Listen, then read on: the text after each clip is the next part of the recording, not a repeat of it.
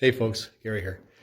Have you ever tried to control something that is just simply uncontrollable? If you busted a water fitting someplace and it's under high pressure. I mean, water's going everywhere and you're trying to stop it with your hands. It just doesn't work, right?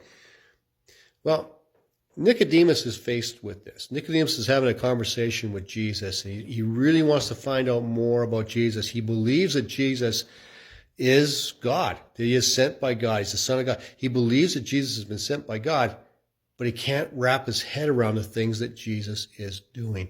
And so we read about this conversation in John chapter 3. And today we're looking at verses 7 and 8. And Jesus talks about control. And let's see what it says. Don't be surprised when I say that you must be born from above. Only God's Spirit gives new life.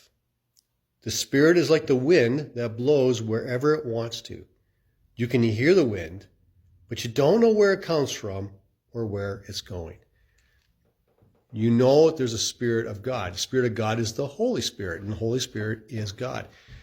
And the Holy Spirit does what the Holy Spirit is going to do. God does what he's going to do. And it's God's pleasure and God's purpose to have us born again in the Spirit, that we would become alive to him and know him. And it's not through anything that we do. It's not through the Pharisaical laws that Nicodemus would be an expert in. It's not about getting all those laws right. It's not about doing all those things. And if I get A, B, and C, D done, then God has to do E. He's required to. It's not that at all. It's the Spirit of God gives us new life. And that's how we're born again. And Jesus is taking Nicodemus to school. And it's going pretty well.